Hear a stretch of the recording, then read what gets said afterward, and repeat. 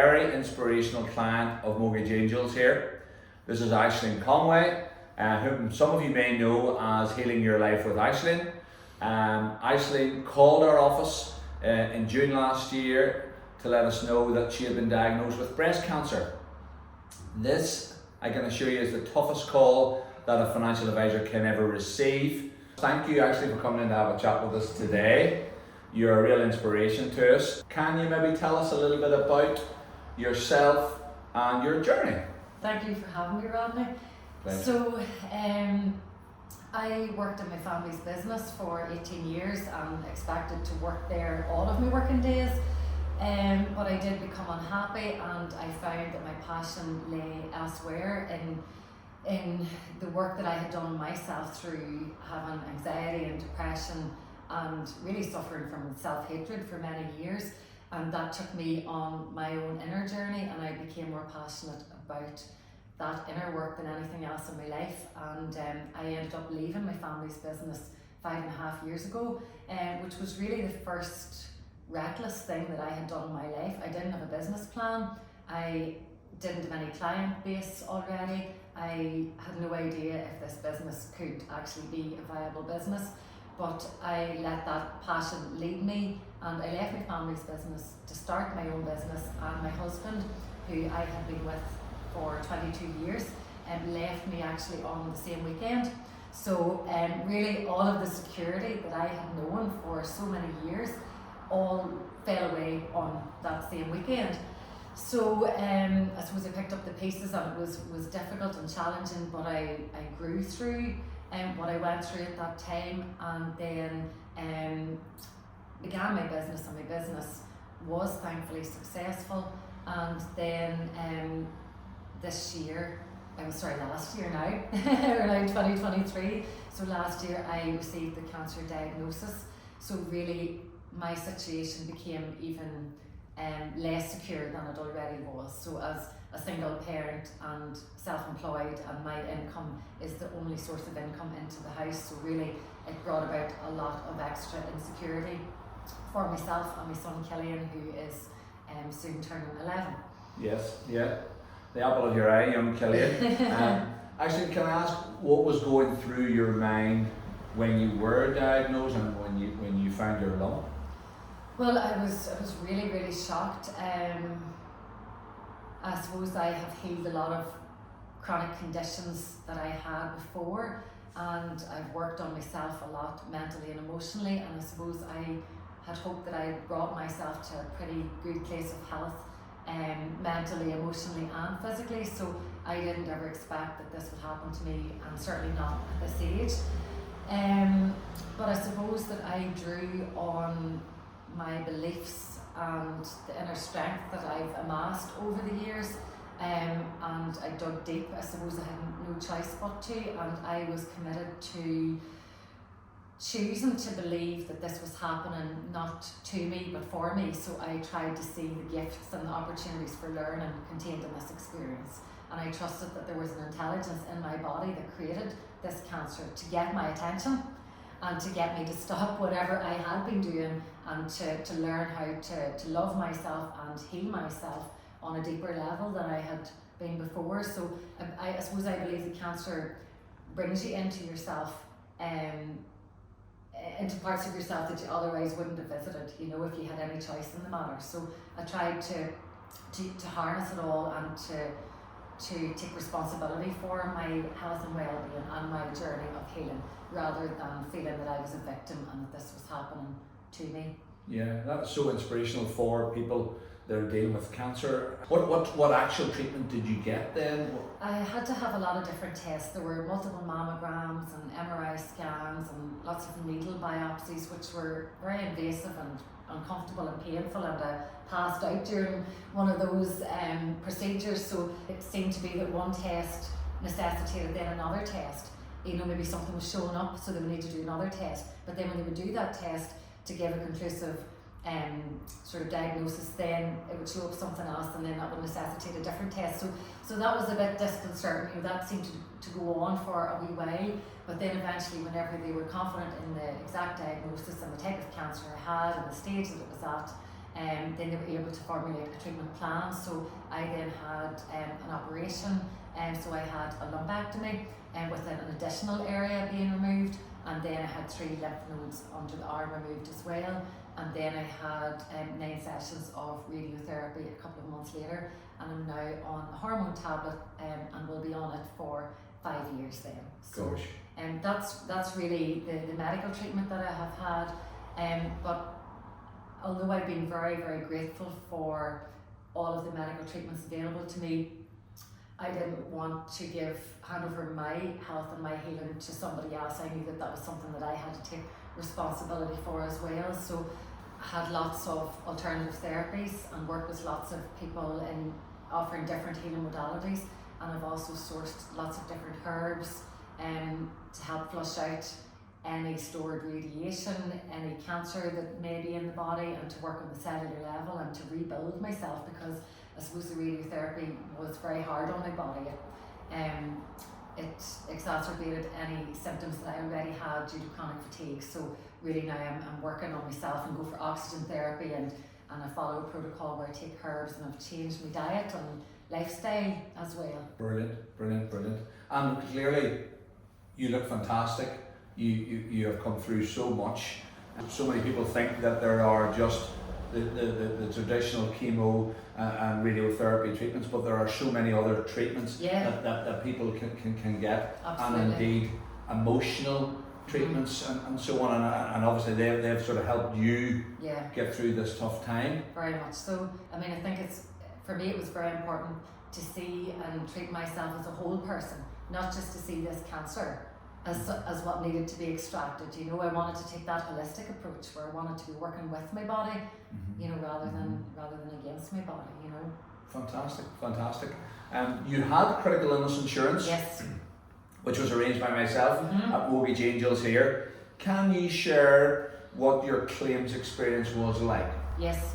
Well, as somebody who is self-employed and that employment being the only source of income into my household, obviously it did bring about a lot of fear, that I realised that I probably would not be able to work through all of this cancer journey. I obviously didn't know what was ahead of me at the outset, nobody does, but I knew that it was going to interrupt my ability to work. I didn't know to what degree, but I really wondered, how am I going to pay my mortgage? How am I going to pay my bills? How am I going to manage? I mean, I'm an independent person and want to be and need to be that way. So I thought I've lost the ability to be self-sufficient and to look after myself and my son and to maintain our home. So I remember feeling that it really didn't seem fair that when you were faced with this life-changing diagnosis, that you had to worry about financial insecurity as well. I thought that's just too much. It's too much to try to take that on board. I had no idea, even though I did have this cover in place, and obviously you and I would have discussed in great detail the level of cover that I had. I mean, those were just facts and figures, you know, arranged a few years earlier, and I didn't remember the specifics, and I didn't want to have to start looking through, you know, any plans that I had. I wouldn't have maybe understood them anyway. So I suppose it was only whenever I contacted you and Elaine here and realised the level of cover that I had, and I knew that you were going to be working on my behalf to, I suppose, to achieve as much of that cover as possible, or to have as much of it paid as possible. So that really gave me a great assurance and brought me a great relief that I knew that not only did I have a cover in place and hopefully a good level, but I knew that you would be working on my behalf to get as much as possible for me. And if I didn't have that cover, I really don't know what I would have done, how I would have managed financially, and I don't know how I would have managed honestly, mentally and emotionally. I really don't know how I would have coped. But the thing is, even if I did have cover and I had sourced that cover myself, you know, so if I had to speak to one of those big insurance companies myself, I would have felt totally ill-equipped to do that at that time. I would have felt like I would have broken down on the phone call. I wouldn't have known what were the right answers to give. I would have felt like it was just me up against this huge company, and how would I ever, you know, convince them, you know, that I was due to have a payout, if that makes sense. So it really was very, very reassuring to know that you were working on my behalf, and I could speak to you, and I could speak to Elaine, and I knew you, and you were friendly, and you were interested in me as a person. Actually, it's an absolute pleasure to get you your money for the insurance policy that you took out and paid faithfully. So we got you that money. What sort of things did you do with that money? or I mean, what did it make a difference in your life? Yeah, well, it meant that I was able to take time off work. I was able to do that. I was able to spend more time with Killian, because I mean, I was spending a lot of time at hospital appointments, and I wasn't able to maybe leave him to school, or I wasn't able to pick him up from school. So I was able to take time with him when I wasn't at hospital appointments. I was able to come back to myself, to connect with myself, just to eat when I wanted to eat, and to do what I wanted to do, or go for a walk, or sit on the sofa, things that I wouldn't normally have taken the time to do. And maybe a wee bit embarrassed to say I bought a new car. That was one of the first things that I did. Lovely. And I just saw it as a bit of fun, and I thought, live when you're alive. And it brought Killian, my son, and myself a lot of fun over the summer, and I still love the car. So that was something really fun to be able to do at that time, So I suppose I didn't want to conform to what people would have expected, or even what I would have expected somebody who was undergoing cancer to do. I wanted to go beyond that. So even like in buying the new car, or even anytime I went for any of my appointments to the hospital, I still put on my makeup, I still get dressed up as if I was going for a day out. You can do it, I suppose, with a smile on your face, or you can do it, Takes the pressure away from worrying about anything financial. That's it, actually. yeah. What advice would you give to anyone maybe thinking about taking out insurance, about life assurance and critical illness cover, now having seen the benefit of it? Well, look, I am, a pretty sensible, measured person. At the same time, I absolutely was not expecting cancer to be a part of my life, certainly not at this stage anyway. So I suppose I'm not sure if I would have sought out the level of cover that I had if it hadn't been for you basically pushing me, and putting my way of thinking into that sort of scenario, that if this happened, you would need to still pay your mortgage and cover all of your other outgoings. So you really made that a reality long before it was a reality, which was uncomfortable to look at the time, and I didn't want to look at that at the time.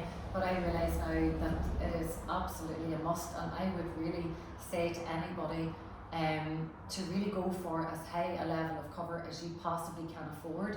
It really is an investment in yourself and your family and your health and well-being. And you know what it didn't say, Rodney? You asked what difference this made. So it gave me peace of mind and gave me a better quality of life, but it also allowed me to pay off a chunk of my mortgage as well, and to clear a couple of credit cards and things like that. So it really has made a difference, not just to my cancer experience, but to my future as well, because my mortgage now balance is a lot less than it would have been. So, yeah.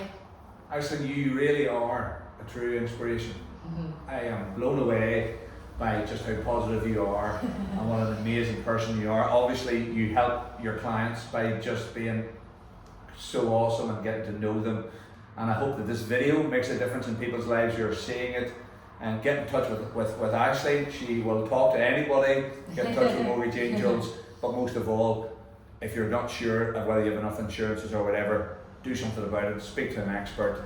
And thank you so much for coming in to see us today. You're a thank you, Rodney. And Rodney, there's one more thing that I would like to say to anybody watching or listening. This isn't a paid promotion. This is something that I was so happy to do to raise awareness, because I'm hoping that anybody watching and listening to this will realise that this could happen to them as well. And like we said before we started this video, that cancer is for a lot of people, but it doesn't have to be a death sentence. And actually it's something I wouldn't, if I could go back, I wouldn't change it, because even though this experience was very difficult, I mean, I'm not going to lie, it was very difficult, and it still is.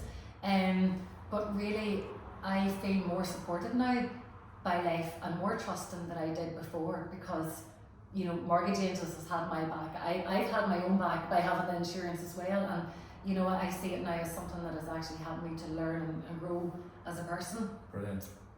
Thank you so much. You are an inspiration, and thank you for coming in to chat to me today. Thank you for everything.